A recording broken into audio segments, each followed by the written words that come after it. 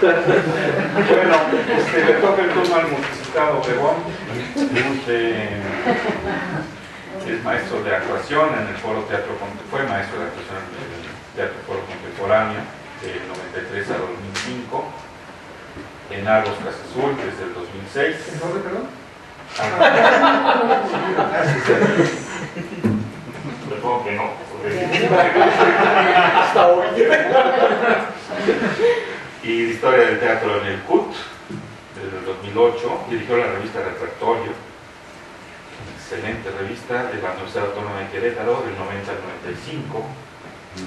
Fue responsable de la revista, la columna semanal Teatro de la revista Proceso desde el 99 hasta el 2003. Ha publicado artículos, ensayos, entrevistas y traducciones en diarios y revistas de México y el extranjero, así como una veintena de libros colectivos en México y otros países. Es autor de los libros Utopías Aplazadas, Ludwig Margules Memorias, A Escena, Un actor a la deriva, Poesía en voz alta. Desde mayo de 2003 hasta agosto de 2012 fue director del Centro Nacional de Investigación Teatral Rodolfo Sigli y ha publicado varios textos sobre formación teatral en el blog, y doy la dirección para aquellos que no lo conocen: www.letradeprospero.blogspot.com. Gracias. Sí, he publicado varios textos sobre este tema porque la verdad es un tema que me apasiona y que me inquieta mucho, porque creo que de las cosas que hago y que he hecho en el teatro, la que más me entusiasma es la que está relacionada con la formación teatral. Y en esa medida, a mí también el título me provocó dos sensaciones absolutamente opuestas. Por un lado, entendí la convocatoria de anarquía pedagógica como efectivamente una invitación a hacer la denuncia de la falta de estructura y organización, no solo de los procesos pedagógicos del interior, sino, como señalaron muy bien Ignacio y David, con el modelo de producción, porque también no existe. ¿Para qué una formación profesional donde no existe una actividad profesional? Que es la desgracia de las 21 universidades de los estados, donde hay una licenciatura, ya pronto aparecerán las maestrías, y no hay una actividad profesional donde esa gente se integre y que tenga sentido. Yo recuerdo mucho en 1994, en un congreso de pedagogía teatral en España, unas palabras de Richard Salvat que me parecieron fundamentales. Dijo, el asunto es al revés, no se trata de abrir carreras en teatro, se trata de elevar el nivel del teatro para que la formación sea indispensable. O sea, yo creo que era por el otro lado donde teníamos que haber empezado, pero bueno. Y por el otro lado entendí, digamos, también un peligro en este título, la idea de uniformar, un peligro que otra vez me bota y encuentro un poco de contradicción con otros planteamientos de David cuando habla, por ejemplo, de un lenguaje común, como si todo esto pudiera ser uniformable y cada lenguaje no estuviera supeditado a una técnica y a una estética, y de ahí a una visión del mundo. Algo que el propio David mencionó cuando habló de la pérdida de identidades de las escuelas y de los teatros que necesitaban esas escuelas. Cuando el INBA invitó a Víctor Mendoza a celebrar los 50 años del Palacio de Bellas Artes, o se trajo a Luis de Tavira a hacer el Centro de Experimentación Teatral, abandonó su proyecto y adoptó el universitario. El universitario abandonó el suyo y llevó a la chica Chiquitibum,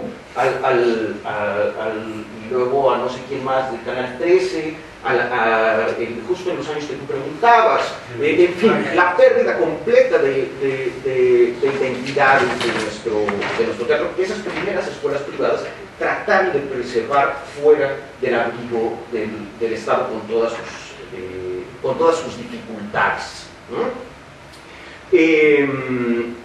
Y polvos de cuyos lodos es el nacimiento también de Casa Azul, porque finalmente la mayoría de los maestros que estamos ahí provenimos de ese movimiento universitario. Pero de lo que yo quería hablar, digamos, es que me pareció un peligro, porque lo que yo veo y lo que yo he estado escribiendo sobre la formación teatral en México es exactamente lo contrario. Es que vivimos en una aplastante uniformidad de la formación teatral. y una uniformidad que ya no está respondiendo a las necesidades de la realidad, de ese principio de realidad del que hablaba el multicitado David. Ya no está respondiendo a la creación teatral del mundo y de nuestro país. Traigo una larga lista de ejemplos, y ya no está respondiendo a las condiciones de la realidad contemporánea. Y sobre todo al lugar que el teatro ocupa en estos momentos en la sociedad. Porque, y aquí quizá debía haber empezado y no haber cerrado la mesa, todo esto tiene su origen en la Sagrada Trinidad, puesta en escena, director y teatros de arte. Que tiene ya, es una tradición venerable ya de 110 años, y que como toda tradición damos por hecho de que es consubstancial al teatro, y no lo es. La puesta en escena no existe antes del siglo XX como tal, y desde mi perspectiva, y la de muchísimos otros analistas mucho más interesantes que yo, está totalmente agotada y está totalmente rebasada por la realidad contemporánea y por los ejemplos del teatro que están realmente dialogando con esa realidad. Y entonces damos una serie de cosas por hecho que están relacionadas también con esa Santísima Trinidad, puesta en escena, director, teatro de arte, como es, por ejemplo, el concepto del realismo, que sigue al centro de todas nuestras formaciones teatrales y que nunca, ni siquiera medianamente, hemos discutido, ¿no? Es decir, damos por hecho que el realismo es un estilo histórico que está representado en los textos de Chekhov, en los textos de Ibsen, hasta los textos de Arthur Miller y nuestros propios ejemplos mexicanos. Y no asumimos que el tema del realismo es un tema de relación siempre cambiante entre la realidad, de la que siempre sabemos diferentes cosas. Cuando surgió el realismo, cuando surgió la puesta en escena, de la genética sabían los chicharitos de Mendel. Hoy tenemos la lectura completa del genoma humano. O sea, la lectura de realidad es diametralmente opuesta. Y también de las maneras en que esa realidad es convocada sobre un escenario. La realidad para mis padres era en blanco y negro. Era suficientemente poderosa. Y yo hace poco me subí a un camión y una niñita atrás dijo, yo estaba distraído con mi lectura, y una niñita atrás dijo, mira, una película gris. El concepto de realidad de esta niña no tiene nada que ver con el del cine, y me parece que en ese sentido seguimos haciendo teatro gris, teatro que dialoga con un concepto de la realidad y unos métodos del siglo pasado, de hace un siglo. Nacho mencionó, por ejemplo, algo que sí es la naturaleza del teatro. Yo pinto mi rayo y no necesito tecnología. ¿Cómo hablar del mundo de hoy donde no intervenga la tecnología? Donde estamos tan determinados y tan marcados por la tecnología. Y con él, digamos, con estos conceptos, otros problemas, los métodos actorales, la tendencia, digamos, a unificar métodos actorales basados en nuestro país primordialmente y en el mundo entero, pero aquí con mayor potencia por nuestra falta de actualización en la idea de ese realismo primigenio, que es una idea de realismo psicológico, ¿no? O sea, si uno revisa, por ejemplo, cómo trata el realismo un director como Ostermayer, vemos que es un realismo donde lo psicológico quedó totalmente chulado por lo corporal. Algo que la gente reconoce, porque ya no va al psicólogo, va al reiki, ¿no? Ya las terapias corporales, saben que la emoción ya no está acá, está en el cuerpo. Si acaso se trata de la emoción y de todas las peligros señalados por Nacho, digamos, de la exaltación de esa emoción como psicología, como realismo, como origen de la puesta en escena. Pero hay algo que es todavía más importante. Todas las escuelas son escuelas de actores. salvo la facultad con esta cosa esquizofrénica que tiene, ¿no?, entre los estudios teatrales, que desde mi perspectiva debería ser su verdadera vocación, y la práctica del teatro. Pero ahí en esa otra parte, digamos, de la práctica del teatro, no se distingue de las otras escuelas. Bueno, además escenografía, son licenciados en escenografía. Sí, y hay una maestría en dirección, pero sigue siendo dentro de la misma concepción del teatro, es decir, de la concepción de la puesta en escena, que, insisto, no es consustancial al teatro y que está en absoluta crisis el día de hoy. Un concepto que para muchos es una obviedad, para muchos de ustedes es una obviedad, para otros requeriría, digamos, una explicación más larga, más compleja, pero donde señalo tres problemas, digamos, fundamentales, o dos problemas y una paradoja, ¿no? Una, la jerarquización significante y política que tiene la puesta en escena. Es decir, cuando la lectura de un texto, como decía David, proviene de de la visión única, o del pensamiento único, como decía Copó, de un director de escena, todos los demás elementos significativos, por ejemplo la escenografía, son derivados de esa visión, y si existe, como pretende Casa del Teatro, el nivel de creación del actor, es siempre sujeto a la visión del director. Hay una jerarquización política vertical clarísima. ¿Qué es la jerarquización política del siglo XX? Hoy vivimos por lo menos esfuerzos de una democratización cambie esas relaciones jerárquicas de la puesta en escena, por ejemplo, lo que intenta alguien como Jorge Vargas en Teatro Línea de Sombra, ¿no? Y de ahí también, digamos, el problema de la especialización, problema grave, porque el teatro no fue así, y no es así, porque si Darío Fo hubiera ido a una escuela para actores, donde le dicen, tú tienes que interpretar los textos de otro, porque no se valen las obras montadas él solito, no hubiera ganado un premio Nobel de literatura, ¿no? Y es un actor extraordinario, ¿no? O era un actor alucinante en su propio teatro. Es decir, esta especialización viene también de esa jerarquización. Y son los directores, esta figura consustancial al teatro, los que establecen, digamos, esa especialización y esa jerarquización del actor al servicio de la visión del director, con todos sus peligros colonialistas señalados perfectamente con toda la tipología de Ignacio, y con un problema gravísimo en un país colonizado, autoritario y paternalista como es el nuestro, donde todos los maestros nos dijeron siempre hijo. O casi todos. ¿No?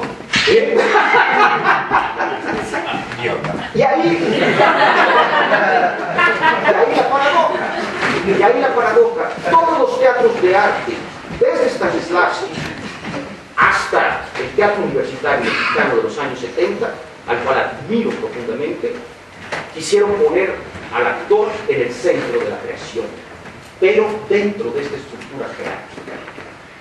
Y yo oí el otro día a una mujer de una organización de mujeres indígenas discapacitadas, y dijo que el lema de su institución era nada por nosotras sin nosotras. Y la gran paradoja de la puesta en escena fue que quiso poner al actor en el centro de la escena nuevamente, y lo que consiguió es lo que Eugenio Barba llama al protagonista ausente. Lo quitó de todas las decisiones estéticas, de todas las decisiones económicas, de todas las decisiones políticas. Y esto no es consustancial al teatro. Virginia Fábregas, María Teresa Montoya, Esperanza Iris eran primeras actrices y dueñas y directoras de sus compañías, eran empresarias. Es decir, no es consustancial al teatro, insisto. O en esta misma jerarquización, como dice Roger Bernard, el actor se convirtió en el último eslabón en la cadena de significados de la puesta en escena. Difícil, digamos, alcanzar el nivel de creación. El otro elemento, digamos, que ya mencioné, consustancial al director y a la puesta en escena, es el concepto de teatro de arte. Otro concepto que admiro profundamente y que tenía, como todas estas iniciativas, como el priismo mexicano, una doble vertiente, digamos, una cierta bondad y las perversiones que generó, ¿no? La bondad, digamos, estaba en el caso de los teatros de arte dedicar la identidad de una escuela como garantía de pureza artística de un teatro determinado, ¿no? Que eran las escuelas universitarias cuando nosotros nos formamos en relación a su propio teatro. Pero también, digamos, en esa medida, las escuelas de teatro fueron, desde su origen, centros de forma de perpetuación del poder, de formación de cuadros. Cuando en el caso concreto de México perdimos las identidades, solo nos quedamos, y además entró una corriente neoliberal, las mezclas por el mercado, la industria abrumadora de la televisión, el espectáculo, el show business, ¿no? Nos quedamos solamente con la parte negativa, digamos, de las escuelas como formación de cuadros. Y donde hay otro elemento que me parece sumamente, digamos, yo lo digo crudamente, las escuelas se convirtieron en productores de carne de casting, ¿no? Y hay otro elemento también consustancial a la idea de puesta en escena, que está en Craig, que está en la simple posibilidad técnica de la cual deriva la puesta en escena de oscurecer la sala y hacer del escenario un universo autónomo y autosuficiente.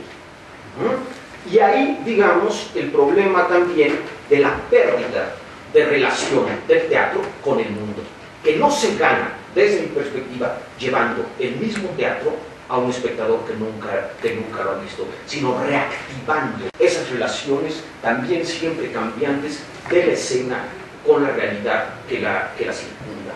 Y ahí yo diría que está el principal punto. Nada más, antes de desarrollar ese rápido para ya terminar, diría algo que se me quedó pendiente en los métodos.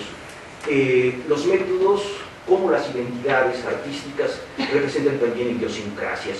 No existe Stanislavski sin sentimentalismo ruso, no existe Grotowski sin misticismo polaco, no existe Bruch sin cosmopolitismo y típicamente inglés.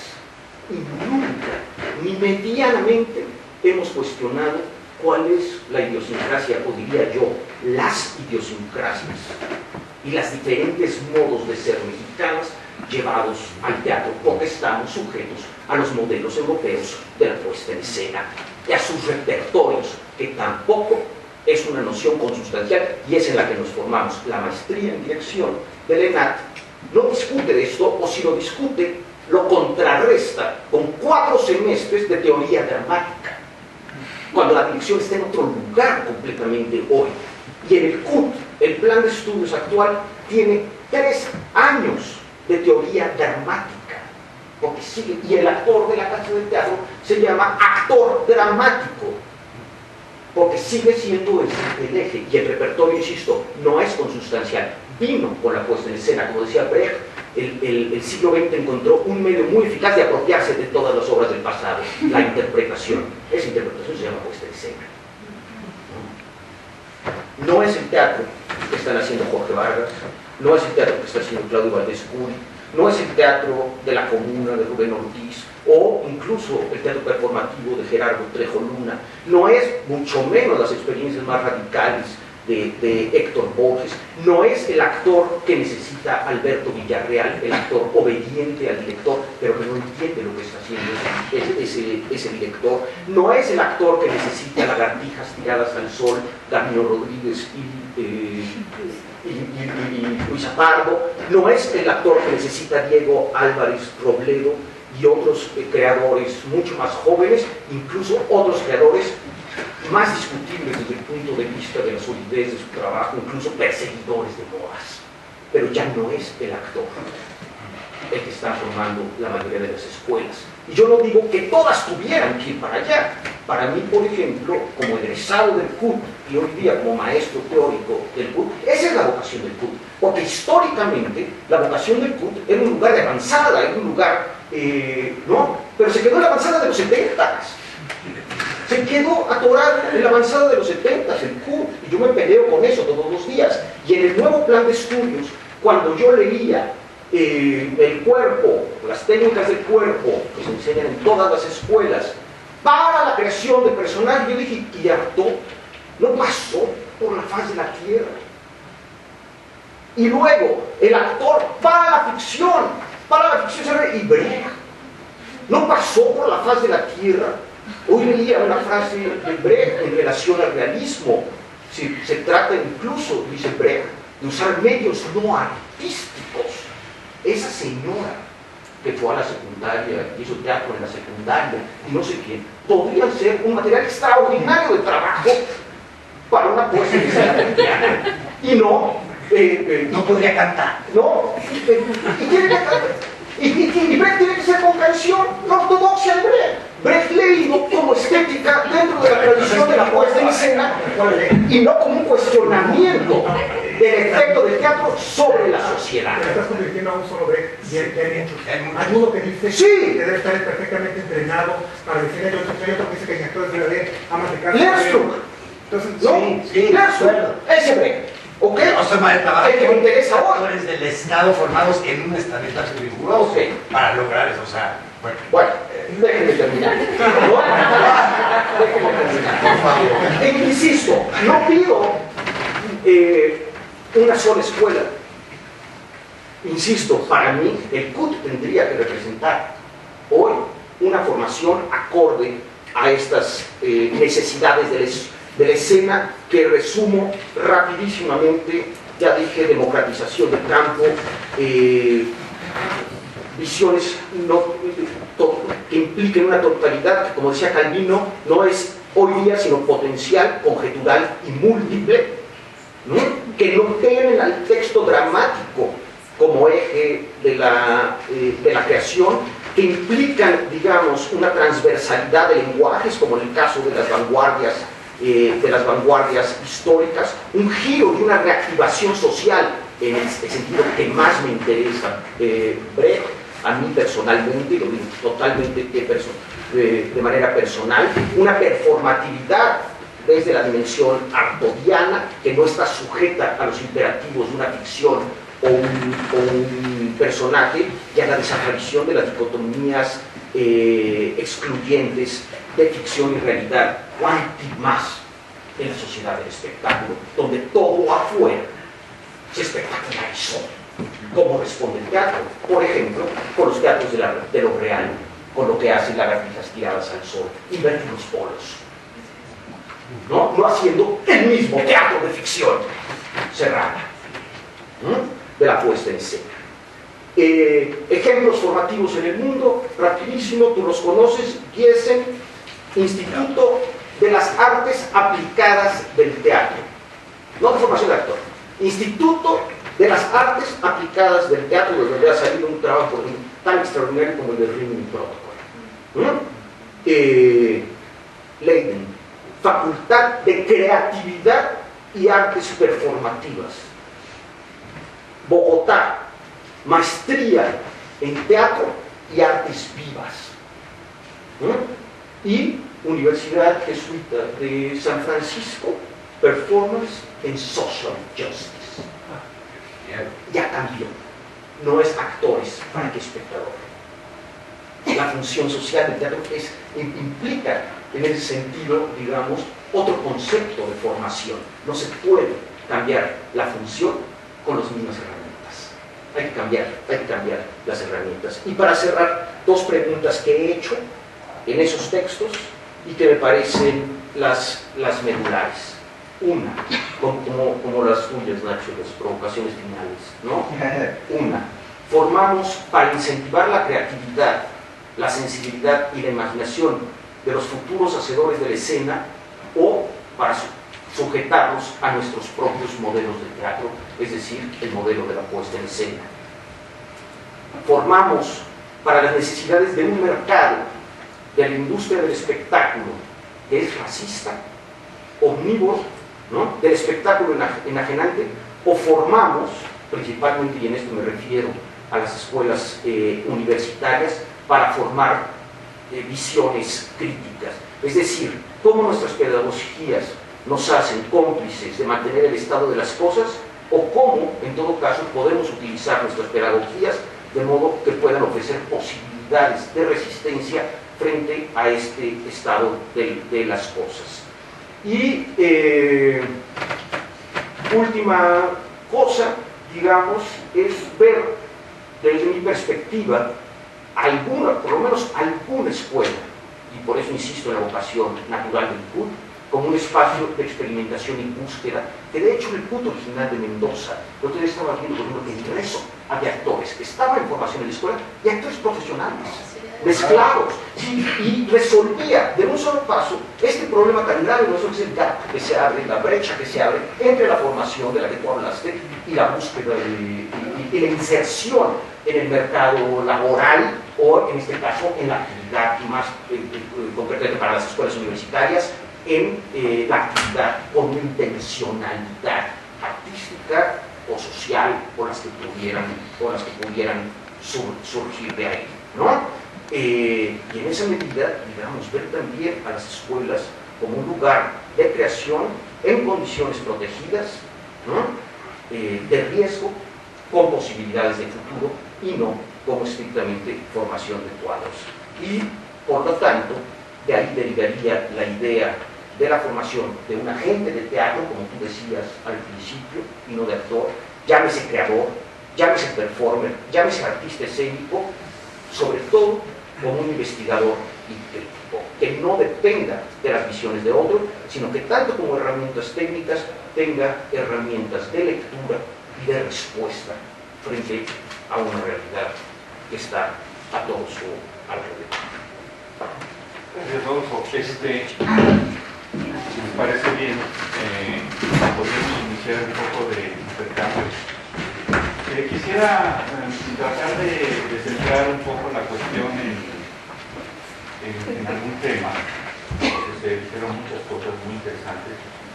Por cierto, me parece que esta debe ser una primera de muchas mesas de reflexión de textos y de todo tipo de intercambio, porque están surgiendo ideas que prácticamente no se han discutido. Pero yo quisiera encauzar la discusión, si les parece, a un punto, y me voy a permitir intervenir muy brevemente para encauzarla. Voy a dar alguna información muy breve sobre cómo funcionan las escuelas y el sistema de educación superior en México. Quiero a ver si lo vamos a intentar para ello. En primer lugar, hay que dejar claro que la educación o los sistemas educativos de educación superior en el mundo occidental, en cualquier tipo de país, está sufriendo cada vez una mayor demanda, que va creciendo muy fuertemente, el desarrollo de las clases medias, el desarrollo urbano, etc. Y entonces en México tenemos el crecimiento de la demanda estudiantil es muy alto, ¿no? Estamos hablando entonces que las instituciones de educación superior solamente pueden absorber el 10% de esa demanda en general para todas las materias. O sea, de 300.000 alumnos que quieren entrar, entran 30.000. Pues estamos generando un déficit de aproximadamente el 90%. Entonces, por eso no es casual. Para todas las disciplinas y todas las licenciaturas, en todas quieren entrar muchos alumnos y muchos se quedan fuera, incluso para la actuación y para las artes teatrales. O sea, eso no se explica nada más por la disciplina propia de la actuación o de las artes escénicas, sino se explica por todo ese sistema general, en el cual estamos teniendo una tasa de escolaridad bruta a nivel superior que llega únicamente al 30%. Algunos datos manejan que es el 33, el 35%. Esto quiere decir que el 33%, siendo muy optimista con los datos del gobierno de Peña Nieto, el 33% de los estudiantes que tienen entre 20 y 25 años está en la universidad. El resto, o sea, el 67% está afuera, de los cuales aproximadamente el 40 o el 50% ya acabó la preparatoria y quiere ingresar a la licenciatura. Las tasas brutas de escolaridad es un parámetro muy bueno porque nos permite entender cuántos estudiantes se quedan afuera. Peña Nieto está proponiendo que para el año 2018, que acaba su periodo, lleguemos al 40%, lo cual todos los analistas de educación dicen que es imposible y que no se va a lograr, pero mañana las cifras, intentan y no lo van a lograr. Sin embargo, hay países como Argentina y Chile que tienen de 60 a 70%, los países desarrollados se generan en el 90% y tenemos casos espectaculares como Finlandia y como Corea del Sur, que tiene 99% de total de población en ese grupo de edad. Para nosotros en México no lo tenemos. Entonces, quiere decir que las escuelas todavía siguen jugando un papel muy importante. Tal vez de otra manera, pero la educación formal sigue siendo fundamental, la aspiración fundamental de los jóvenes en todas las partes del mundo. Esto es mundial. Los jóvenes lo que quieren es educación formal. A lo mejor no saben para qué, no van a estar empleados, lo que sea. Y es la educación de las universidades. Si a alguien le preguntas, ¿prefieres un título universitario a no tener un título universitario, pero ser muy bueno? Prefieren un título universitario, porque va a capacitar, etc. Eso es importante para entender esta idea de que tal vez se transforme, pero la tendencia está dificilísima que desaparezcan las universidades y los institutos de educación formal o informal, como el PUR, que digamos no tiene propiamente un título de licenciatura, la SUSUR tampoco, sin embargo su educación formalizada en esto. Ese es el primer punto. Ahora bien, la pregunta es esta y a ver cómo la ven. En esta lógica hay tres tendencias de cómo debe de funcionar la universidad o cómo debe funcionar la educación en general, no nada más la educación formal. Una que dice que se debe de regir por el mercado. Esto es el mercado entendido de, muy sencillo, oferta y demanda. ¿Qué están demandando los estudiantes? ¿Qué están demandando los muchachos? ¿Y qué oferta puede dar la universidad? Esa es la regla básica de la oferta y la demanda. Hay otra tendencia que dice que no debe ser la oferta y la demanda directa de la mercancía de educación, sino que debe ser la oferta y la demanda del mercado de trabajo. O sea, ¿cuántos profesionistas vas a poder emplear? Es una diferencia, esta está clara, ¿no? No es que están pidiendo los muchachos, porque si nos vamos por la primera, la mayoría quiere administración y todas las disciplinas cercanas o medicina o leyes. La segunda es cuántos empleos hay, que es un poco lo que sucede en Alemania. Hay una serie de empleos para actores y las universidades están produciendo para ese mercado. En ese tipo de esquemas, todos los otros, de un manejo más creativo, más artístico, juegan un papel simplemente diferencial, ¿no? Residual, porque ya están preparados para ese mercado. En México no tenemos ese mercado. Entonces, ¿qué? ¿Vamos a aceptar la demanda libre de los alumnos? ¿O hay un tercero? El que dice que la universidad y la educación superior, en general, tiene un fin mayor en términos de bien colectivo, o en términos del arte, o en términos y que debe de privilegiarse un tipo de educación. Entonces pareciera ser aquí, me da la impresión de que estamos hablando de las tres visiones aquí. Esta discusión se da en todo el mundo para la educación superior, en cualquier lugar, porque la gente que tiene los recursos o va a poner una empresa educativa, para el extremo, o el Estado que está dirigiendo políticas educativas, tiene que tomar ese tipo de decisiones. Y no se vale decir, es que un poquito de las tres, no. ¿Dónde vamos a dirigir los recursos? ¿O en qué énfasis los vamos a dirigir? Y esa es la gran polémica de la educación. Me permití decir esto, y un poco puede parecer folclore personal que lo venga a plantear aquí, pero me parece que están muy claras los planteamientos. ¿Qué hacemos en el país? ¿Hacia dónde lo dirigimos? Pareciera ser que se pregunta. Porque son tres tipos de educación distintas. Por eso, más que anarquía, yo hablaría de una variedad y a lo mejor de una crisis. Yo diría, cuando hablé de los teatros de arte, la función fundamental de los teatros de arte fue una renovación ética del teatro, fue lo que trajo a Kiseki, ¿no? Más allá de Stanislavski. Y esta pregunta me remitió al problema ético del actor. El problema del actor formado en la tradición de la puesta en escena y del maestro director, con todas sus categorías, es que adoptó la ética del maestro sin cuestionarla, ¿no? Se la mamó, no, se la sopló porque no la mamó, porque no la tomó, digamos, de la conducta del maestro, sino de sus discursos. Y la pregunta me remite, yo por supuesto estaría con la tercera, a un caso médico, ¿no? Yo me acuerdo que fui con un médico X y le platiqué de un primo mío, oculista, que operaba la miopía sin saber qué consecuencias tendría a futuro, porque el mercado se lo exigía, se lo pedía. Y yo le dije, bueno, pero mi primo es muy decente y le avisa a sus clientes que no sabe qué va a pasar. Y el otro médico volteó y me dijo, perdón, ¿y dónde está la ética médica? Existe tal cosa como la ética médica.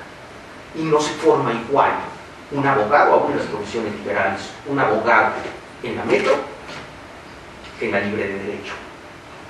Uno va a proteger el capital, el otro va a proteger los derechos sociales. Son identidades, en el mejor sentido de la palabra se puede. Pero algo, perdón, decía Ángeles, Bueno, es que, digamos, a mí comparto que resulta como muy interesante, pero a mí me parece que habría que un poco, a partir un poco de lo que dice Rodolfo, hace poco igual leí La Sociedad del Espectáculo de Vargas Llosa, un libro que les recomiendo, que precisamente estamos en un mundo donde el concepto de cultura se ha modificado totalmente. El intelectual ya no es aquel que es capaz como de tratar de analizar y ver más lejos, ¿no? Sino que todo está pervertido. La mejor película es la que más gente lleva a la sala. Y a veces también la que gana muchos premios, aunque sea en nopal 8 horas. ¿No? Aunque no haya una relación real con, nuevamente como decían, con la sociedad. Entonces, yo me pregunto, hay un asunto de resistencia. Digamos, tendría que haber como una resistencia frente a una avalancha donde los valores se han modificado total y absolutamente en el terreno de la cultura.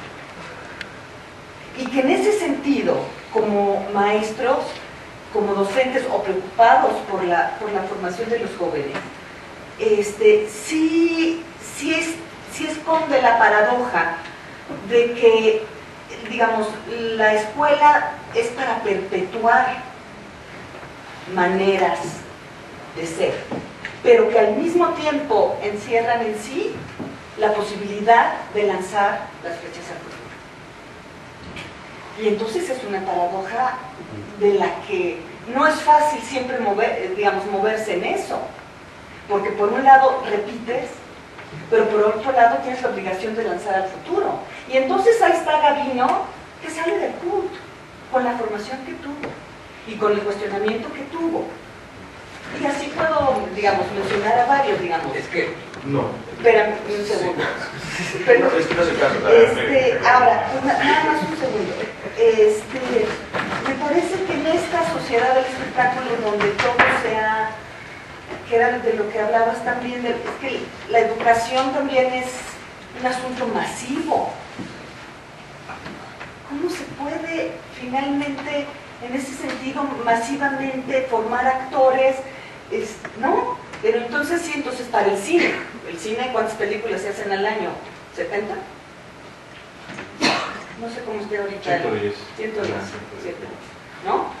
Televisa tiene su escuela, TV Azteca tiene su escuela, Slim hará la suya, y los nuevos canales del Estado respecto a la televisión van a estar igual que el 22 y que el 11, con una posibilidad de producción mínima. Imagínate que no puse de Yaratea. Ya lo hizo la compañía. O sea, digamos... Ya lo hizo la historia de los que Pero un jesuita, no. pagado por el Que la obra de Dios. No hizo. Si no puede ser modelo empresarial, el Opus Dei, por eso lo metió ahorita, a propósito de eso. Pues el Opus Dei sí forma sus cuadros y tiene que tener cierto color, cierto sabor, además ser católicos, tener más de 3 hijos para ser supernumerario. O sea, hay toda una estructura y trabaja, y hay un voto de confianza entre ellos. Y lo puedes ver cómo está sucediendo en Chile.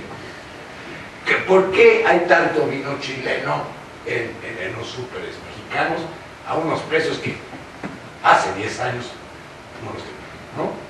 O sea, tenemos vino casi a nivel europeo, de un copeo muy normal por 91 pesos. Estas son empresas horribles, formadas en una dictadura, apoyadas por todo un sistema empresarial. Habrá que preguntarse qué teatro se hace en Chile, ¿no? O sea, es un país que ha levantado su ingreso per cápita tremendamente. Pero ha habido toda una organización ahí. Hablando es el país con más desigualdad en América Latina. Pero eso es lo que decíamos de los tipos de educación. O sea, cuando va a mencionar que Gavino salió del CUT, pues sí salió de ahí. Sí, pero ¿a dónde hubiera llegado si en vez de dormirse en las clases del viejito Retes, que se dormía en sus propias clases? Pues hizo Eduardo II con Martín Acosta. Hubiera estado con materias que lo incentivaran esa lectura, esa imaginación y esa lectura del mundo. ¿Dónde estaría llegando ahorita Gabino? ¿Y dónde dices que no incentivaron esa imaginación? Sí, parece ser que lo que está atrás de la discusión es que tanto se puede introducir otro tipo de empresas o otro tipo de ediciones que no sean meramente teatrales para dirigir directamente los productos que son los estudiantes a determinado tipo de canales, ¿no? Pareciera ser que esa es la discusión, pero me parece que Rodolfo, quiero leer así, le preocupa que sean recursos públicos. Parece ser que eso es, porque si eso lo hiciera el Teatro de Slim, pues uno diría, o si lo hiciera la compañía de teatro de Opus Dei. Claro. Pareciera ser que ahí el problema son dónde están los recursos previstos. ¿Quieres decir algo, perdón? No, yo no quisiera que a Gabino le zumbaran más las orejas de lo que le están zumbando ya, pero en el caso concreto desde el punto de vista de la pedagogía podemos distinguir dos tipos de alumnos, que sería un poco la diferencia que existe entre el alumno y el estudiante. Y a mí me parece un exceso conferirle a la institución o al maestro el total de la responsabilidad del proceso formativo. Me parece que cuando el alumno se convierte en realidad en estudiante, en ese momento asume parte de la responsabilidad del proceso formativo y no le confiere al maestro la totalidad, deja de ser una esponjita dispuesta a absorber conocimiento y se entiende a sí mismo como un ser activo que va a aprender de todo lo que suceda y hasta de lo que no suceda. Entonces a mí me parece que Gabino es muy afortunado de haberse dormido y que todo eso es parte de un complejo fenómeno que hace de él un ser dialéctico que a partir de lo que recibe y de lo que no recibe termina siendo quien es. Es decir, no se trata solamente de la orquestación sistematizada de las instituciones, sino de la parte activa del alumno, entendido ahora como estudiante, que aprende de todo, hasta del maestro que no llegó, hasta ahí recibió la clase. Y esa es responsabilidad del alumno, no del maestro. Entonces, creo que el fenómeno es más complejo y no hay que conferirle solo al docente o a la institución la responsabilidad en el proceso de enseñanza-aprendizaje. Nada más para apuntar a lo que estás diciendo, en referencia al actor, a la profesión esta, o sea, que es de la que yo como. O sea, yo vivo de, o sea, cuando decía que no se puede vivir del teatro, entonces yo soy un muerto. No he hecho una sola, pero no importa, he hecho algunos beats, no sé nada bien, no me llamo. Sí. Pero no me dedico a eso, ¿no? Entonces, algo es muy importante que cada vez, como estudiante, y fue el actor, o sea, si vamos a tener un concepto, ¿no? Eso es lo que me pregunto, porque si el IPADE forma administradores del Opus Dei que van a ser dueños de un país, o sea, hay un concepto, ¿no? De qué es un empresario, o sea, clarísimo, qué perfiles cumple, y no tiene que ver con un uniforme. Porque en esa diversidad, uno hace zapatos, el otro. El actor, yo ahí coincido mucho. En tu formación, lo que vas a enfrentarte a muchos directores, bueno, ojalá, sí, o sea, que no siempre trabajas con el mismo. Y también con otros tipos de interpretación. ¿No es acaso en el actor mexicano un grave problema, precisamente, esta duda de las identidades? Que cuando se junta alguien que viene de la Escuela de TV Azteca con alguien que viene de casa del teatro de lo más profundo del Cedramo, ¿qué pasa? No, o sea, ahí es mi pregunta. ¿Qué impera? ¿La formación cerrada o que esto que decimos como estudiar como actor no nada más obedece, también propone? También traes tu referente cultural. Yo lo que veo como una desgracia, por ejemplo, en la FAC, es que los chavos casi no han leído nada y dejan el teatro. Entonces ahí también empieza un problema. El actor tiene que ser estúpido por naturaleza para que pueda actuar, siempre lo he dicho. Pero a mí se me hace una estupidez cada que salgo a decir ¿qué estoy haciendo aquí? O sea, si lo llevas al grado más primario, eso es. ¿No? Tiene que haber haz de jirafita. Entonces, esa pregunta siempre la tengo. ¿Cómo formas a alguien? Ahora me haces un rinoceronte. Sí, maestro. No, eso Pero no será eso precisamente lo que está hablando Rodolfo, que es lo que ya no funciona. No es ese precisamente la creo que ya no funciona, pero que está en contradicción con... Depende para qué teatro, yo insisto, depende para qué teatro. El teatro del siglo XIX no desapareció. En las comunidades de México se sigue haciendo teatro medieval, ¿no? Es decir, no va a desaparecer la puesta en escena como concepto. Mi problema es que no hay otros espacios de formación, excepto los determinados por los presupuestos de la puesta en escena de los cuales hablé aquí.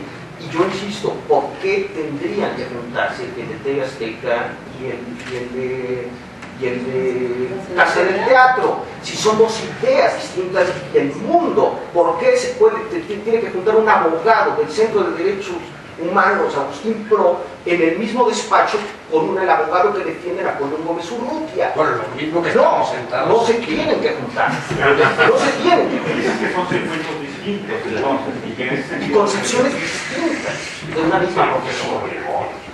Le damos por favor oportunidad al público a ver si tiene algo que... Yo quisiera decir algo más, porque lo que sí creo es que, como dijo el maestro Evia, llegamos un poco estamos tardíos. Yo creo que la educación en el teatro apenas está despertando esta intención de realmente encontrar una pedagogía para enseñar a actuar, a hacer escenografía, a ser directores. Está tarde. Y entiendo también, o sea, está tarde, pero está, que es el momento en el que está ahorita queriéndose desarrollar.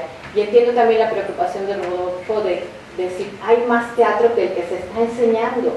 ¿Por qué nos sentimos limitados? Pero creo que justamente es eso, que apenas estamos entendiendo que el teatro se tiene que enseñar con una metodología, que no es de decirle al actor, tú tienes que sentir, tú tienes que, si no sientes, ya no sirve, sino que hay que enseñarlo a accionar ese instrumento. Entonces entiendo un poco de desesperación de Rodolfo, que dice, ¿por qué? ¿Por qué seguimos educando gente que hace teatro como muy tradicional cuando el teatro está mucho más lejos de ese lugar? Pero apenas creo que estamos llegando a ese punto, ¿no? Después de, ¿cuántos años va a cumplir la facultad? 80 años de estar dando mañana, ¿no? Cumple 80 años, la julio. La licenciatura. Bueno, que se metieron. Pero los estudios antes de los 30. Está desde hace 80 años. Y entonces, ¿por qué ahorita apenas?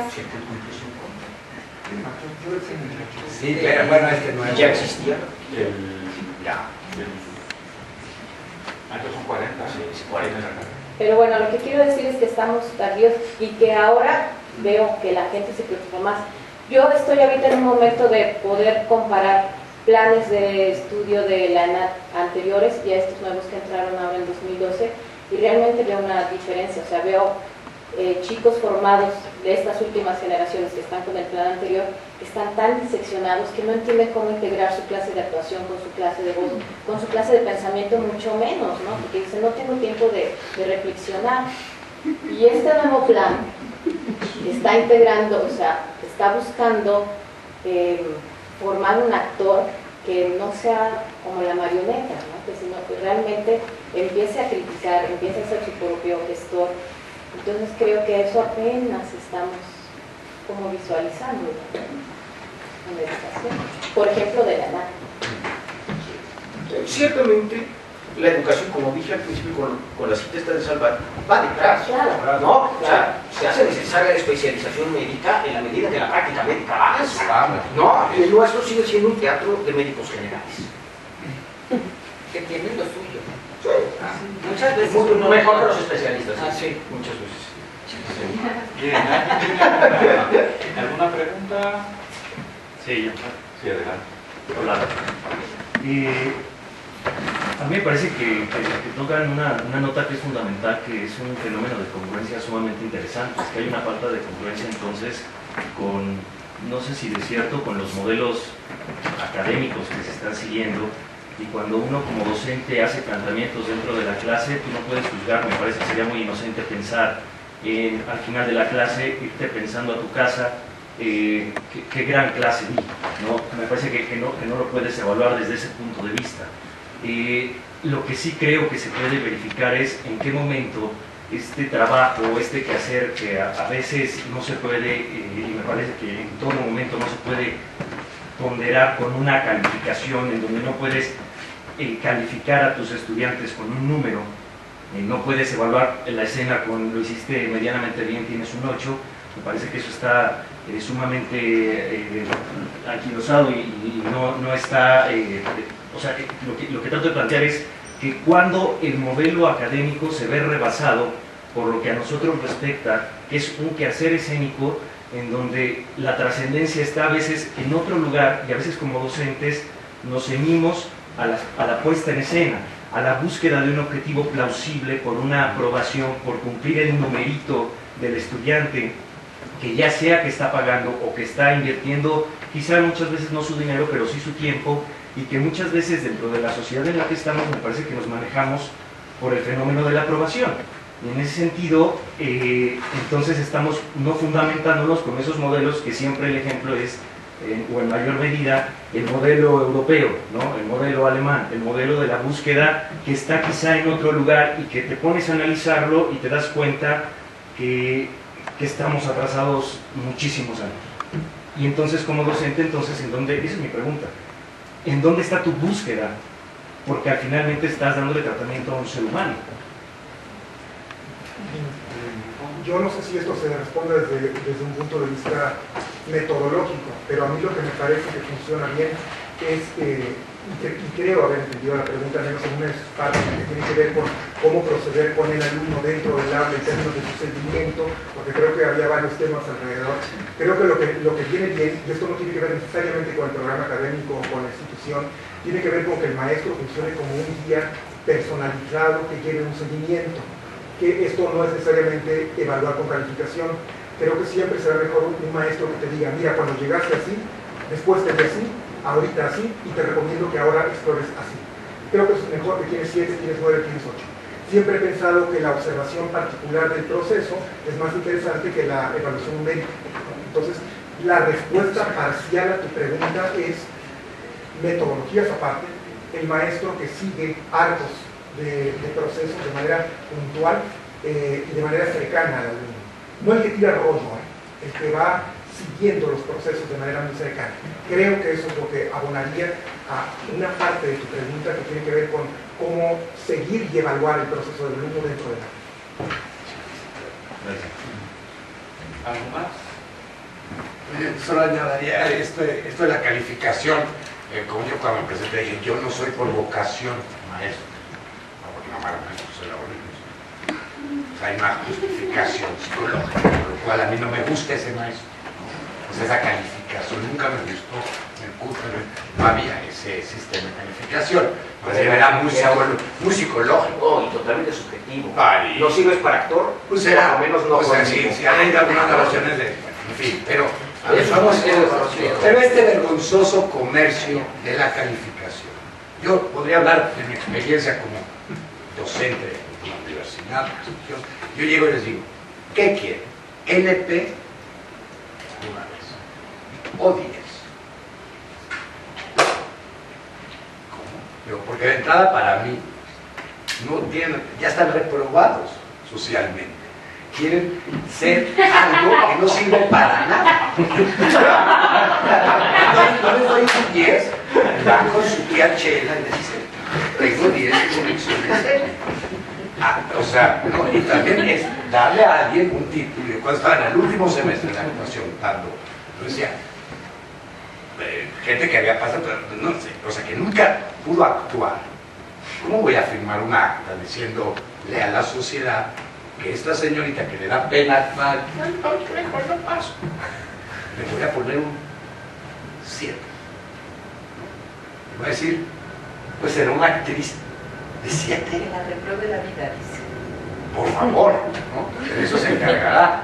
Pero entonces ahí es donde tenemos un problema, porque tampoco puedes hacer un examen de análisis de texto de opción múltiple. ¿Tú crees que Hamlet es psicótico, homosexual? ¿Según quién? ¿Según quién? Bueno, ahí me voy.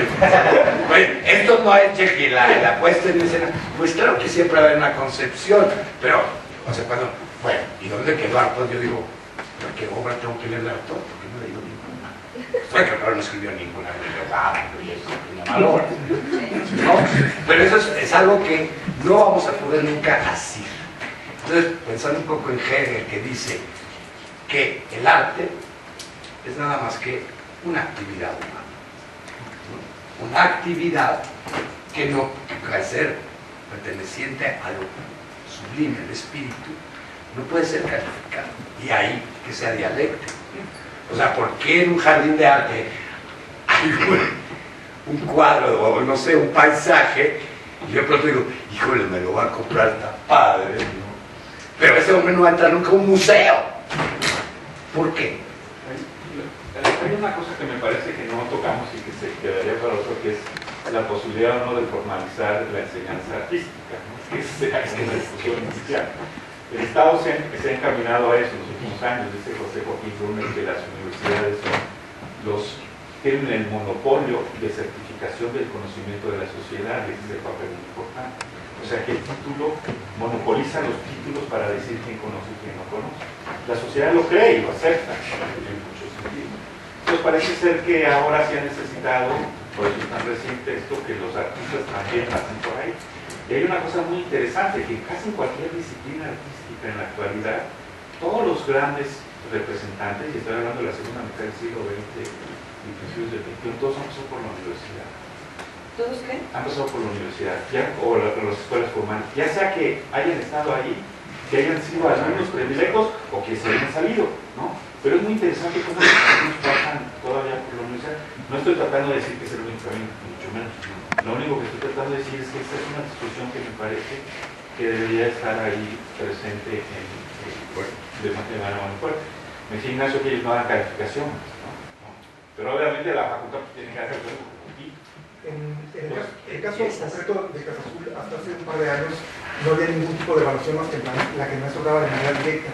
Y de pronto llegaron un montón de alumnos que dijeron, quiero aplicar a becas, quiero certificarme para ir a estudiar, y entonces hubo que traducir eso a un numerito, pero solo por razones que tienen que ver con lo que ellos pretenden hacer después de haber egresado, y no porque sea reflejo de su verdadera calificación. Ahora, en el tema de las escuelas, yo tengo la impresión de que están, esto a ver si no escupo al cielo y me va a caer, están sobrevaloradas. Lo que quiero decir es que las escuelas tienen límites, son muy claros. Las escuelas dan entrenamiento, dan formación, las buenas dan buen entrenamiento y las malas dan mal entrenamiento. Para eso sirven las escuelas. Pero no hay una sola escuela que dé facultades. Es decir, el talento, y conste que es otra reflexión, pero las facultades intrínsecas, la manera de estar activado para tener aquella disposición para una determinada disciplina artística o cualquiera que sea, es decir, el talento, como facultades inherentes, no hay escuela que lo otorgue. Y sin esas facultades no hay actor. No hay escuela que dé vocación. Y sin vocación no hay actor. Es decir, las escuelas dan algo, dan entrenamiento sistematizado, dan formación. Y en el mejor de los casos contribuyen a la formación de una filosofía de la vida artística. Para esto también sirve. Es decir, ayudan a configurar un universo de la vida profesional, a entender de manera más compleja y completa la presencia del actor en la sociedad, a configurar un código ético. Para eso también sirven las escuelas. Pero las escuelas no aportan ni talento ni vocación, y sin ellas no hay actor. Nosotros en Casa Azul cambiamos el discurso. Hace 13 años decíamos, Casa Azul, formamos actores. Quiero que sepan, y aquí hay muchos de Casa Azul, que en Casa Azul no formamos actores, contribuimos a la formación de los actores. Creemos que los actores se están formando a sí mismos, en México y en el mundo, se están formando a sí mismos, a través de un universo referencial, donde la escuela es basamento, donde la escuela es piedra de toque, es piedra angular para su formación.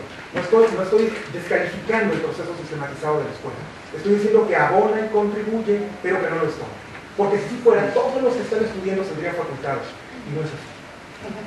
Digamos que la escuela no enseña, sino digamos que el actor no se le enseña a actuar, sino que se aprende. Se potencializa. El talento. Bien, ¿quieren terminar?